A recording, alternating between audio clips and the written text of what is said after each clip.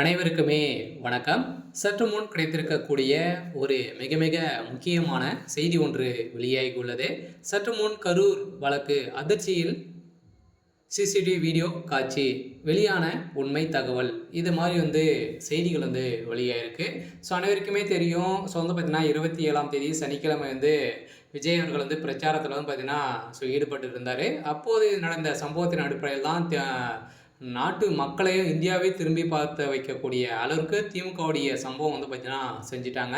So இந்த நிலையில் தான் விஜய் அவர்கள் தான் இதற்கு காரணம், பொறுப்பு எடுத்துக்கொள்ள வேண்டும் அப்படின்ற மாதிரி நீதிமன்றமும் நிறைய வழக்குகளும் பார்த்தீங்கன்னா அவர் மீது போடப்பட்டிருந்த சூழ்நிலையில் நிறைய திமுக சேர்ந்த நிர்வாகிகளும் அதே மாதிரி பார்த்தீங்கன்னா இதில் தமிழக வெற்றி கழகத்துடைய நிர்வாகிகளும் பார்த்தீங்கன்னா அதிரடியாக கைது செய்யப்பட்டாங்க. இந்த கைது செய்யப்பட்டதிலிருந்தே பார்த்தீங்கன்னா இதில் யார் குற்றவாளி அப்படின்ற மாதிரி கேள்விகள் இருந்த நிலையில் இப்போ அதிரடியாக கரூர் வழக்கில் ஒரு அதிர்ச்சியான சிசிடிவி வீடியோ காட்சி பார்த்தீங்கன்னா வெளியே இருக்குது. இந்த வீடியோ காட்சியின் அடிப்படையில் தான் இப்போ அதிரடியாக செந்தில் பாலாஜியுடைய கதை ஒட்டுமொத்தமாக முடிய போகுது. ஸோ இதை பற்றி இந்த வீடியோவில் நம்ம முழுமையாக பார்க்கலாம். ஸோ அதுக்கு முன்னாடி நம்ம சேனலுக்கு இப்போ தான் நீங்கள் முதல் முறையாக வந்திருக்கீங்க அப்படின்னா மறக்காமல் நம்மளுடைய சேனலை சப்ஸ்கிரைப் பண்ணி சப்போர்ட் பண்ணுங்கள். ஸோ வாங்க வீடியோக்குள்ளே போகலாம்.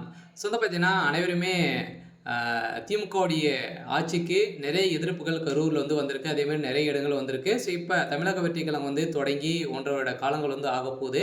ஸோ இதிலிருந்தே பார்த்தீங்கன்னா அதிரடியாக பார்த்தீங்கன்னா நிறைய வரவேற்புகள் தமிழக வெற்றி கழகத்துக்கு இருந்திருக்கக்கூடிய நிலையில் ஆளுங்கட்சியாக இருக்கக்கூடிய திமுகவுக்கு நிறைய பகைகளும் திமுகவை பார்த்தீங்கன்னா விஜய் அவர்கள் டைரெக்டாகவே அட்டாக் பண்ணி ஸ்டாலின் அவர்களே பார்த்தீங்கன்னா அட்டாக் பண்ணி பேசியிருந்த நிலையிலும் இது மாதிரி சம்பவங்கள் நடந்திருக்கு அப்படின்ற மாதிரி விஜய் மீதே நிறைய குற்றச்சாட்டுகள் எழுந்திருந்தாலுமே ஸோ அரசியலில் இதெல்லாம் சகஜம் அப்படின்ற மாதிரி பார்த்தீங்கன்னா நிறைய பத்திரிகையாளர்களும் பார்த்தீங்கன்னா மூத்த பத்திரிகையாளர்களும் பார்த்தீங்கன்னா சொல்லியிருந்தாலுமே இப்போ மக்களுடைய உயிர்களை வைத்து தான் ஒரு மிகப்பெரிய அரசியல் நாடகம் ஸோ திமுக நாட்டிட்டு இருக்காங்க அப்படின்றத நிறைய தகவல் ரகசிய தகவலெல்லாம் வெளியாகி இருந்தாலுமே இப்போ அதிரடியாக கரூரில் நடந்த அதிர்ச்சியான தகவலின் அடிப்படையில் அங்கு இருக்கக்கூடிய சிசிடிவி காட்சியின் மூலமாக வெளியான தகவலின் அடிப்படையில் இப்போ அதிரடியாக இது செய்தது திமுக தான். இது ஒரு மிகப்பெரிய கூட்டு சதி அப்படின்றத தெரியும். ஸோ அவங்க பார்த்தீங்கன்னா ஏற்கனவே அவங்க தான் பார்த்தீங்கன்னா ஆளுங்கட்சியாக இருக்காங்க. ஸோ அந்த இடத்துல தான் நீங்கள் வைக்கணும் அப்படின்றத அவங்க உத்தரவு கொடுத்துருந்தாங்க.